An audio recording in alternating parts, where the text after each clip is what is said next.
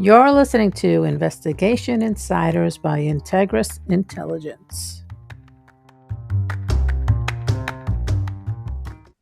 Hello again, everyone. Welcome to another episode of Investigation Insiders. This is Forhad. I hope you are all well and safe. Today, we have a very, very special guest, an HR guru, Nausheen Hussain, who's also the founder and principal consultant of Hudson and Perry. How are you, Nausheen? Welcome to the show. Oh, I'm good, thanks. How are you doing? Thanks for having me. Absolutely. No, I'm doing great. So I always provide context, Nasheen, on the guests and how I know them and all that sort of stuff. So Nasheen and I go way back. We both went to Brooklyn Tech and then NYU together, and obviously, in some ways that feels like a long time ago. In some ways it doesn't. But maybe you could start, Nasheen, with a high level overview of your background for our audience. Yeah, no, uh, don't tell them too far back because ageism is real for Hod. But we became really well acquainted during our NYU days because we had our mutual two really good bestie friends that connected us.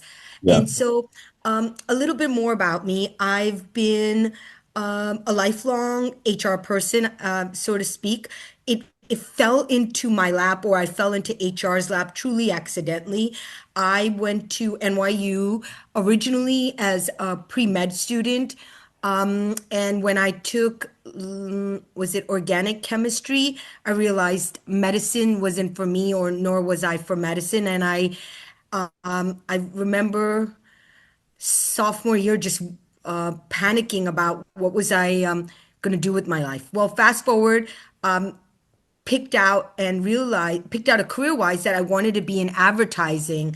So I had several internships sophomore and junior year. Year leading into senior year, I was in the marketing department of this well-known, prestigious nonprofit organization called Asia Society. It's a sister organization of Council on Foreign Relations. It was a well-staffed department, everything from branding, communications. I was being thrown into everything. The HR department sat across the hall. The head of HR and head of marketing were close colleagues, and they basically came over and said, can we borrow your intern for the summer? So I maintained that job for the summer, worked part-time through senior year, and I really set out to forge my HR career. I went into banking and at Deutsche Bank and made my way into Credit Suisse, having now been in that role and doing some form of HR for 20 years. I truly believe the employees are your clients, your customers. Before they go out and give the best service and service offering to the banks or the institutions clients, you have to provide them with that equal, if not better, service. So I, in 2014, and I was fortunate enough to have a head of HR role at a real estate private equity firm called Madison International for 11 and a half years. And it's been three key jobs prior to setting up my own shop, Hudson and Perry. And this has been now month five of my entrepreneurship journey. We're setting up a business, and my main product is HR advisory. Hopefully, that gives you and the audience a little bit more sense of not just myself, but what an HR pathway or an HR career pathway looks or sounds like. Well, I got to tell you that it's very impressive, and I've had sort of a front row seat in watching you progress. And obviously, like it's kind of neat to see your contemporaries kind of have great success like you have. So congratulations on all that, and congratulations on launching your new business. And so couple of I gotta make a couple of comments on this. on some things that you said. So one thing is, one thing that shines through as, obviously people that are going to be listening to this, maybe job seekers, today, tomorrow, whenever, right?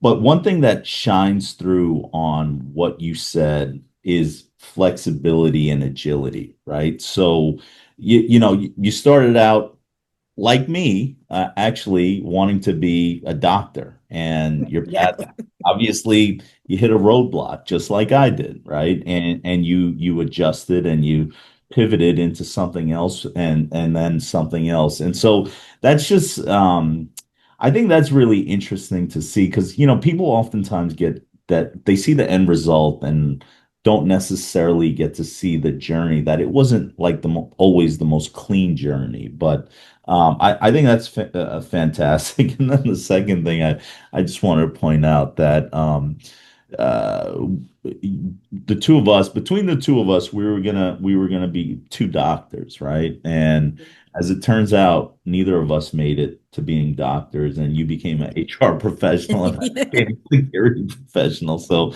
interesting. So what have you liked and disliked about being in HR?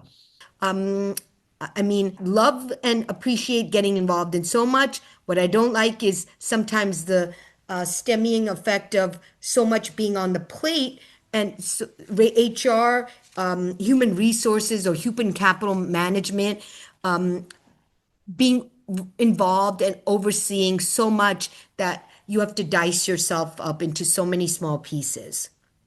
Yeah, I think that's a good point. Actually, you've made a couple of good points, which we'll get back to as we talk further in the episode. So, we are very fortunate to work with so many like fantastic HR practitioners through the work we do at Integris Intelligence, right? So we also, I mean, obviously have the opportunity to conduct background checks and interact with job seekers, right?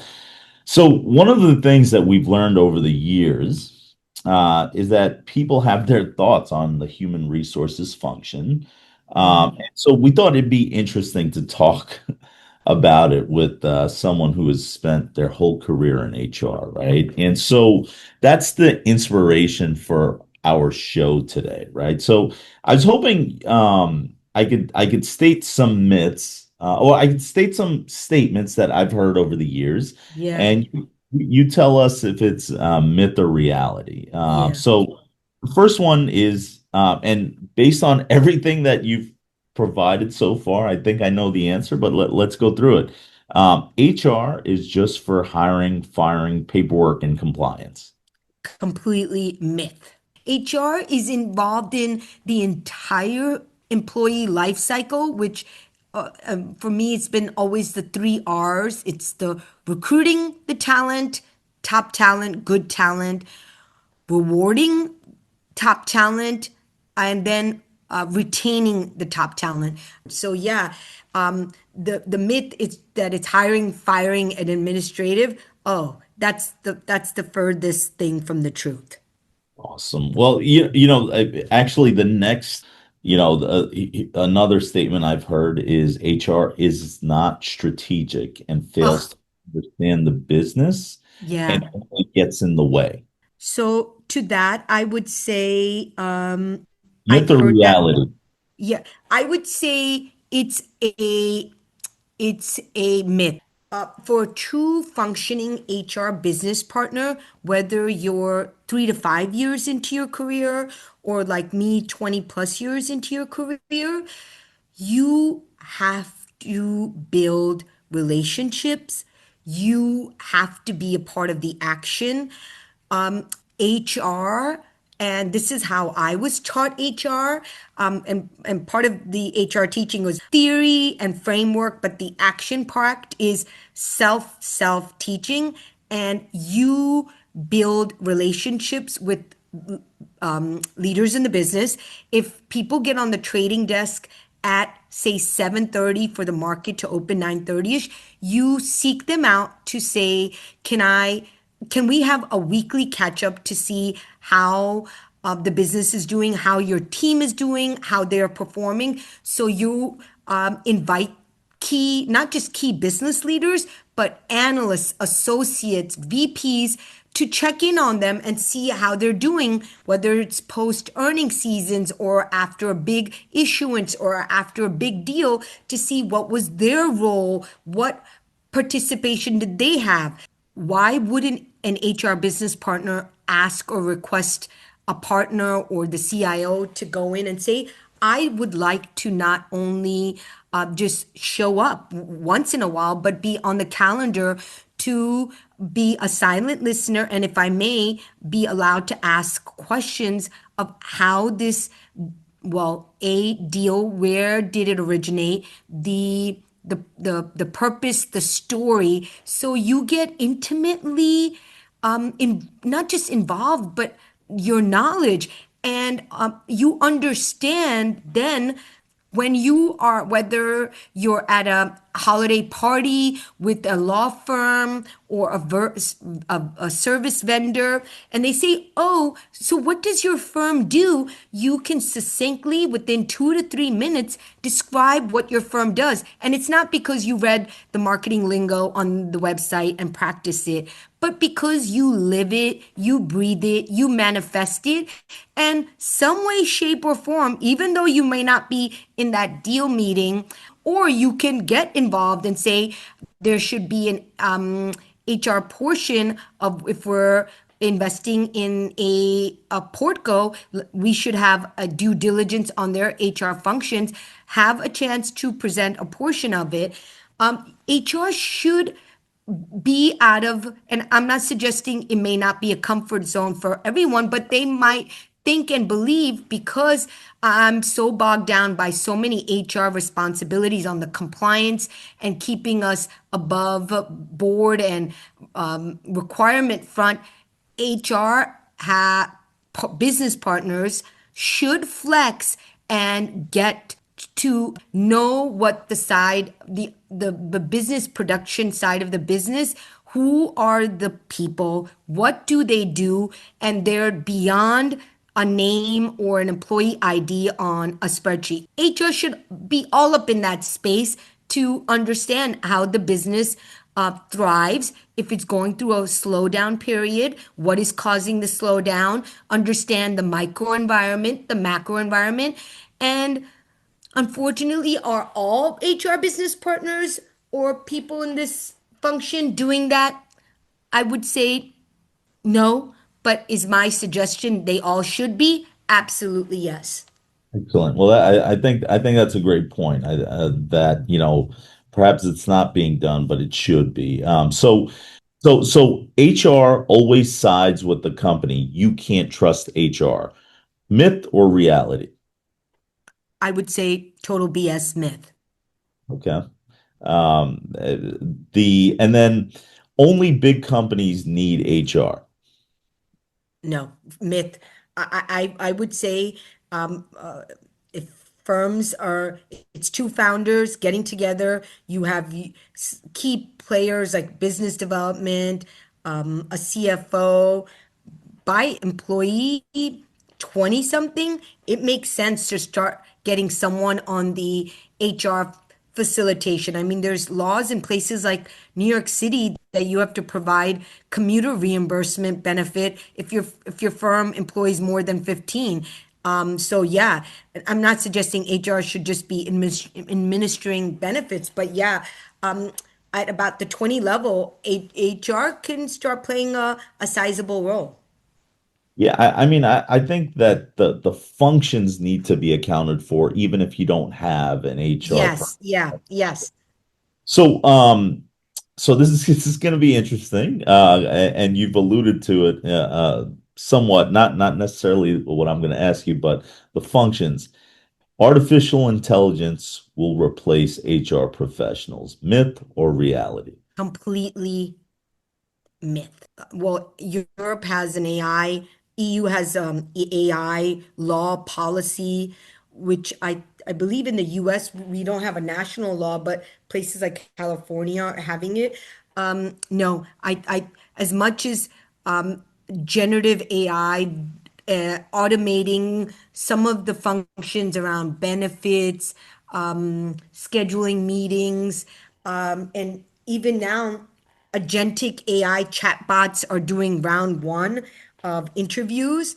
I believe HR's role is going to become more strategic and just more profoundly involved in the business. So I think all of humanity, like the Industrial Revolution, is going to be affected by AI and various levels of change, but replacing it, absolutely myth. I agree.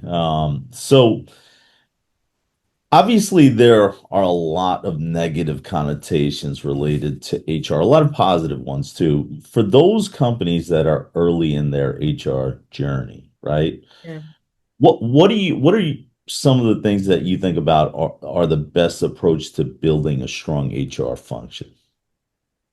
Whether it's founder led or spin out, really have a whiteboarding session of what are the values of the firm, what is our vision and mission, and then based on that build HR framework with key things. Obviously payroll and benefits are absolutely necessary and must, and then start building the building blocks like in HR handbook, various policies. How do we recruit? How do we reward? Our policy or approach to performance management. So I would say don't try with one size fits all. Don't try to steamroll it and again see you could buy something off the shelf and make it auto fit. It should be methodically, thoughtfully, and don't leave it to the third anniversary of the firm's founding. By say a few months in, start compiling these key ideas, and someone should start, even as you said, even if there's not necessarily an HR department or an HR business partner, someone should start creating a pathway or a vertical that is responsible for the HR systems, procedures, policies, and responsibilities. Awesome. Yeah, I agree with all of that. Well, Nasheen, I could actually listen to talk to you, you talking for days, but Oh, thanks. unfortunately, we don't have that much time. So, I I love talking for days too. Just kidding. the so that actually brings us to the conclusion of the show. We're actually gonna put Nasheen's contact information and company information in the description of the podcast. She's started, as she noted earlier, on her entrepreneurial journey. So anyone that's needing assistance in any of the topics and others that we've discussed related to HR, please do reach out to her or reach out to us, and we'll get you connected. And Nasheen, I really appreciate you hopping on the show, and look forward to listening to the episode, actually. So thank you. Oh yeah, no, it's been a pleasure and really just appreciate your questions and allowing me to be connected to your audience via this platform. So thank you again. Awesome. And to everyone that tunes in, thank you for your support. Till next time, have a good one. Don't forget to follow us. We are on LinkedIn and Facebook, Instagram, Twitter, and YouTube.